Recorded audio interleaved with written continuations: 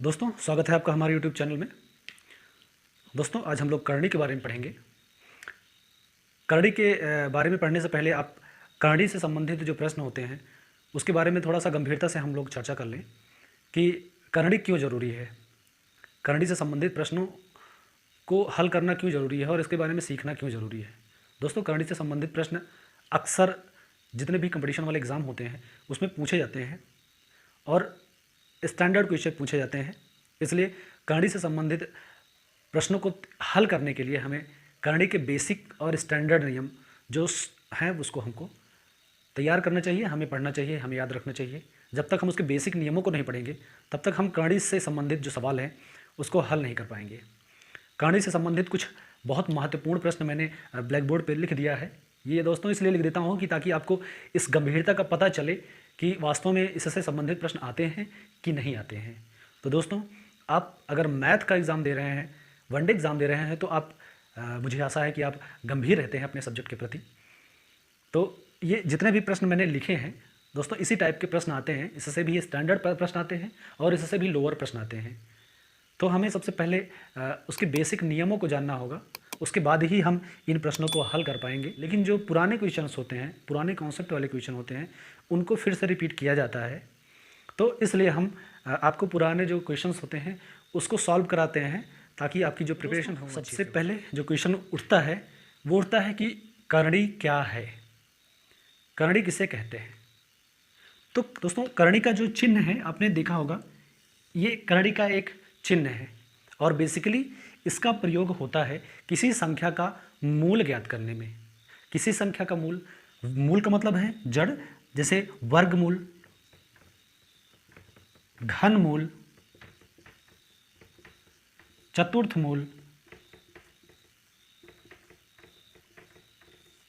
इस तरह से किसी संख्या का मूल ज्ञात करने के लिए जिस संकेत का प्रयोग करते हैं वही करणी कहलाता है।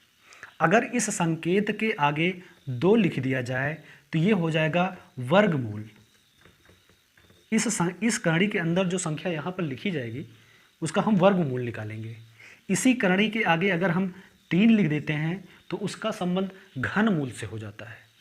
इसी करणी के आगे अगर हम 4 लिख देते हैं तो उसका संबंध चतुर्थ मूल से हो जाता है। दोस्तों, जैसे भी अभी मैंने आपसे कहा कि वर्गमूल निकालने के लिए करणी के ऊपर 2 लिखा होता है, घनमूल निकालने के लिए करणी के आगे 3 लिखा होता है और चतुर्थ मूल निकालने के लिए 4 मूल लिखा होता है। इसका मतलब है कि इस करणी के अंदर जो भी संख्या अगर उसका वर्गमूल निकालेंगे तो उसके 2-2 जोड़े बनाएंगे।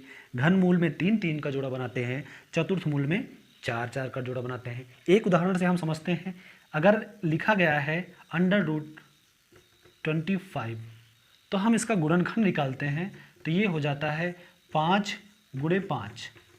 यहाँ पे 2 लिखा है, इसका मतलब है कि हम इसका वर्गमूल निकालेंगे और 25 का वर्गमूल 5 का जोड़ा बनाते हैं तो इसका वर्गमूल आता है 5। ठीक है, तो ये हो गया वर्गमूल। दोस्तों, वर्गमूल और घनमूल से संबंधित मैंने वीडियो डिस्क्रिप्शन में डाल दी है, प्लीज़ आप उन्हें चेकआउट कर लीजिएगा। उस वीडियो में मैंने वर्गमूल और घनमूल को फास्ट ट्रिक से कैसे निकाला जाता है इसके बारे में पढ़ाया है।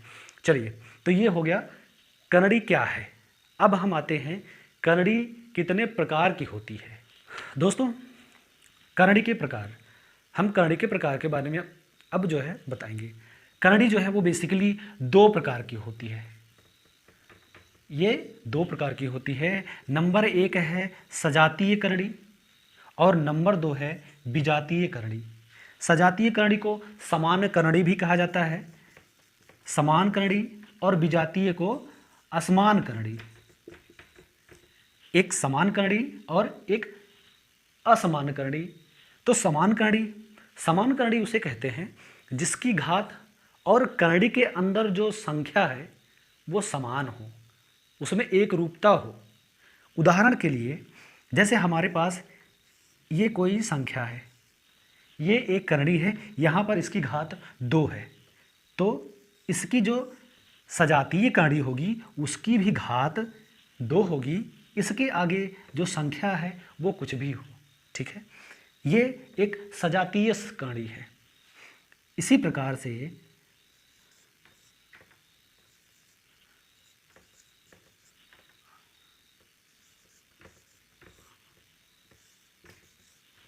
ये भी एक सजातीय करणी है। यहाँ पर इसकी घात जो है वो 2 है, 3 से मल्टीप्लाई किया गया है, यहाँ पर 4 से मल्टीप्लाई किया गया है, तो घातें समान हैं और इसके अंदर जो लिखा गया है, संख्या लिखी गई है, वो भी x और x है, अर्थात समान है। तो इस प्रकार से ये सजातीय करणी कहलाते हैं। अब आते हैं विजातीय करणी में। दोस्तों, विजातीय करणी में सजातीय करणी का जस्ट उल्टा होता है, उसमें घातें समान नहीं होती हैं और करणीगत संख्याएं अलग अलग होती हैं। जैसे 3√x और 2√5xy। यहाँ पर देखिए, यहाँ पर इसकी घात जो है वो 3 है, इसकी घात 2 है, यहीं पर ही ये करणी असमान हो गई। तो घातें मैच नहीं कर रही हैं और इसके अंदर की जो संख्याएं हैं वो भी मैच नहीं कर रही हैं। तो ये एक विजातीय करणी अथवा असमान करणी है।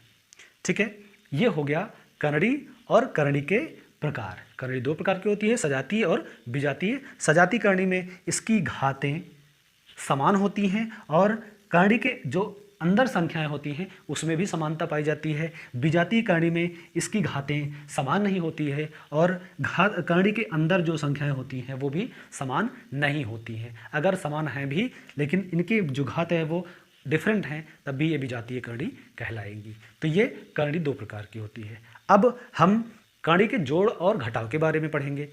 तो चलिए हम करणियों को कैसे जोड़ा और घटाया जाता है इसके बारे में। दोस्तों, करणियों के जोड़ और घटाव, जोड़ और घटाव से संबंधित मैंने 3 सवाल लिख दिया है।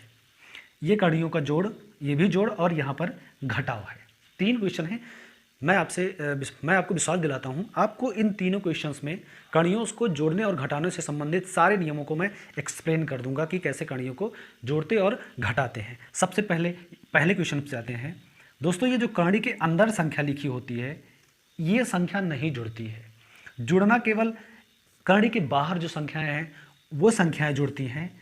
इनको जोड़ने से पहले आप एक चीज़ जान लीजिए कि जो सजातीय करणी हैं वही जुड़ती हैं, विजातीय करणी में जोड़ने और घटाने की क्रिया नहीं पाई जाती है। तो जितनी भी क्रियाएं पाई जाती हैं वो सजातीय करणी में पाई जाती हैं, जोड़ और घटाव से संबंधित विजातीय करणी में नहीं पाई जाती हैं। तो इसका सिंपली जो योग होगा वो 5 को 7 में लेते हैं, ये आपका आ जाता है 12 और √2 जैसे है वैसे ही रहता है, अर्थात √2 नहीं जुड़ता है। दूसरा क्वेश्चन है, यहाँ पर √2 + 3√5 + 2√5, यहाँ पर ये एक सजातीय करणी है, हम इसको जोड़ते हैं। √5 यहाँ पर एक ऑलरेडी रहता है, तो 1 + 3 + 2, 3 2 5 1 6 और √5 हर जगह है, तो ये 6√5 हो गया। ये इसका एडिशन है, जोड़ है। लास्ट वाला थोड़ा सा कॉम्प्लिकेटेड मैंने रखा है। आपको इसको पहले इसका वर्गमूल निकालना पड़ेगा। दोस्तों, इसका वर्गमूल बहुत आसानी से निकल जाएगा। आप केवल देखिए, 50 को हम लिख सकते हैं 25 × 2, 98 को हम लिख सकते हैं, 98 को लिखा जा सकता है, इसको 2 से भाग देते हैं तो 2 चौक 8 और 18, 2 9 18, मतलब 49 × 2। 72 को लिखा जा सकता है 36 × 2।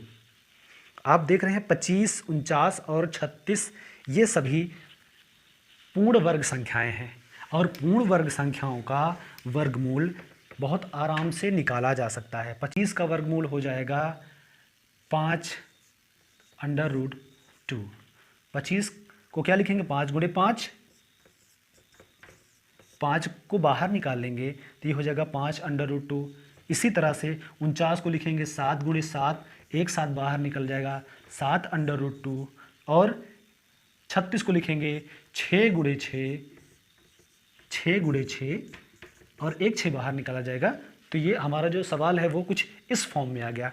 आप देखिए यहाँ पर √2 है, एक सजातीय ये करणी है, इसलिए हम इसको सिंपली इन दोनों को जोड़कर इसमें से घटा देंगे। 7 5 12√2 - 6√2, 12 में से 6 गए, 6√2।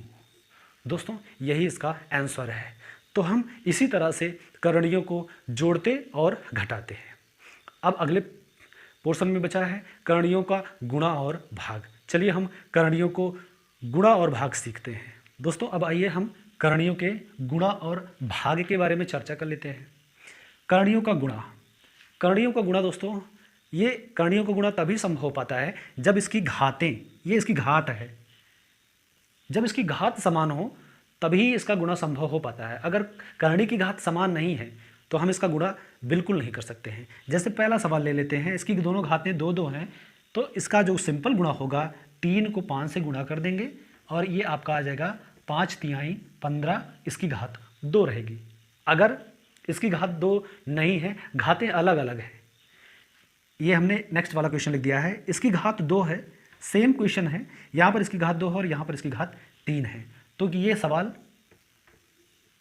हम नहीं कर सकते, इस सवाल को नहीं किया जा सकता है, इसका गुणा नहीं किया जा सकता है।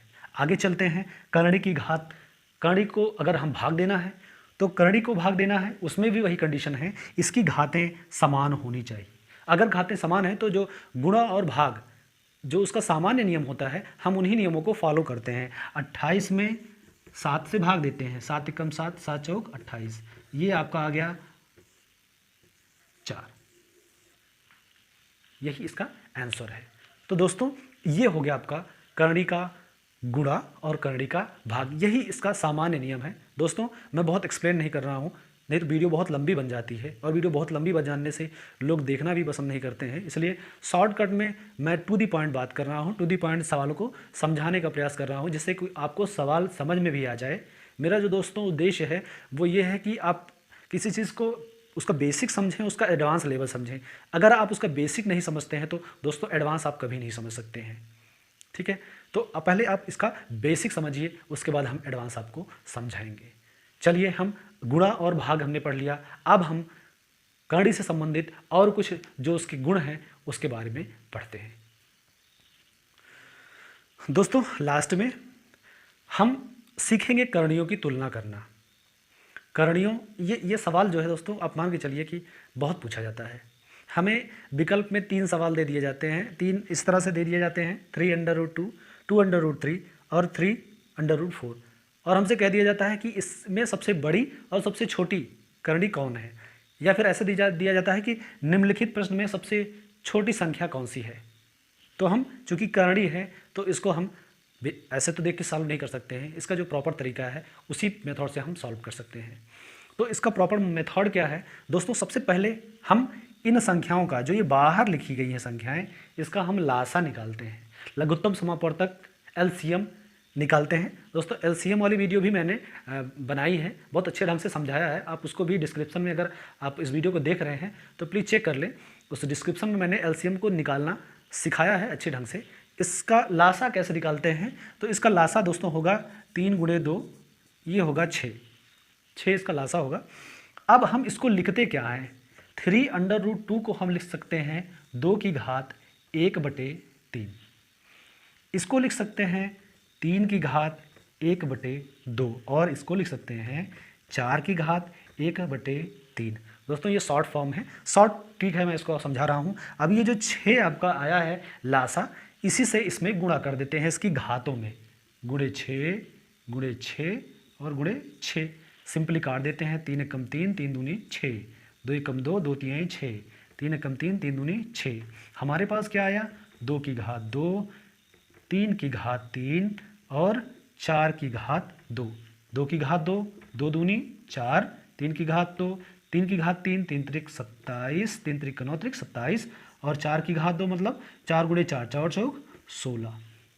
हम देख रहे हैं इसमें सबसे छोटी संख्या 4 है, अर्थात हमारी जो सबसे छोटी संख्या थी वो थी 3√2, ये सबसे छोटी संख्या थी, और 2√3 ये हमारी सबसे बड़ी संख्या और ये हमारी सबसे छोटी संख्या थी। यहाँ पर इसकी वैल्यू निकल गई है, 4 छोटी है, सबसे छोटी संख्या है, 27 सबसे बड़ी संख्या है, तो ये सबसे छोटी है और ये, इसको हम ऐसे लिख सकते हैं, ये बड़ी है और ये छोटी है। तो दोस्तों यही ये शॉर्टकट है, ये शॉर्ट फॉर्म है, शॉर्ट ट्रिक है। हम इस ट्रिक का प्रयोग करके एग्ज़ाम में इन सवालों को 10 सेकंड में हल कर सकते हैं। दोस्तों लास्ट में हम सीखेंगे करणियों की तुलना करना। करणियों, ये सवाल जो है दोस्तों, आप मान के चलिए कि बहुत पूछा जाता है। हमें विकल्प में 3 सवाल दे दिए जाते हैं, 3 इस तरह से दे दिए जाते हैं, 3√2, 2√3 और 3√4, और हमसे कह दिया जाता है कि इसमें सबसे बड़ी और सबसे छोटी करणी कौन है, या फिर ऐसे दिया जाता है कि निम्नलिखित प्रश्न में सबसे छोटी संख्या कौन सी है।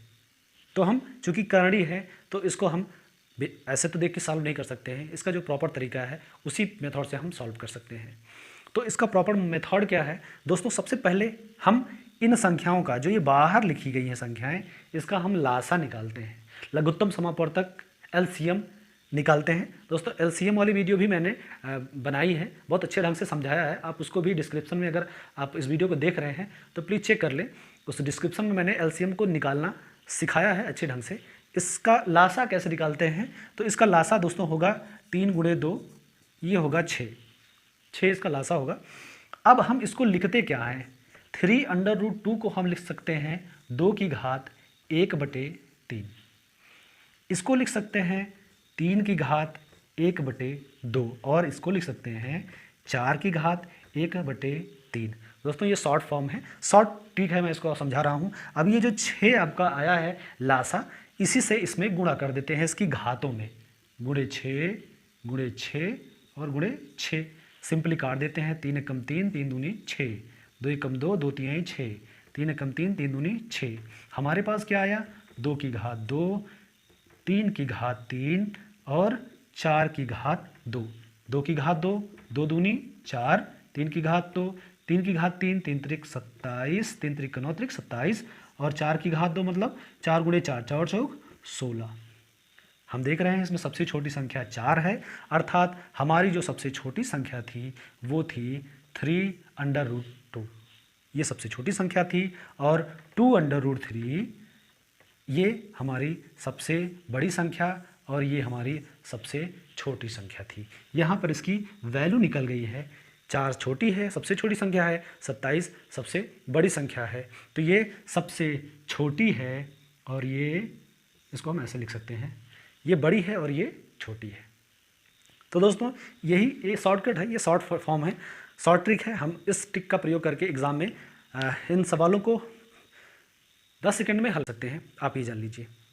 तो दोस्तों ये रहा आज करणी का फर्स्ट पार्ट। दोस्तों सेकंड पार्ट में मैं कंपटीशन से संबंधित जितने भी टर्म्स होते हैं जो कॉम्पिटेटिव एग्ज़ाम में पूछे जाते हैं सवाल, उनके बारे में विस्तृत चर्चा करूँगा। तब तक के लिए दोस्तों अगर आप ये वीडियो आपको पसंद आई है तो प्लीज़ इस वीडियो को लाइक करें, थोड़ा सा हमारा भी मनोबल बढ़ता है, और इस वीडियो को शेयर करें ऐसे बच्चों के साथ, ऐसे लोगों के साथ शेयर करें जो थोड़ा सा गणित में कमज़ोर हैं और जिनको गणित की बेसिक नॉलेज नहीं है। इस वीडियो को, इस चैनल को दोस्तों सब्सक्राइब जरूर कर लीजिएगा, हमारा थोड़ा सा मनोबल भी बढ़ जाता है। और अभी मैंने स्टार्टअप किया है ये चैनल, तो थोड़ा सा अभी लोगों का जुड़ाव कम है, लेकिन आप लोगों का सहयोग ऐसे मिलता रहा तो हम आपके साथ ऐसे मेहनत करते रहेंगे। मिलते हैं किसी और अच्छी वीडियो में अच्छे टॉपिक के साथ, तब तक के लिए इजाज़त दीजिए, खुश रहिए, पढ़ते रहिए। जय हिंद।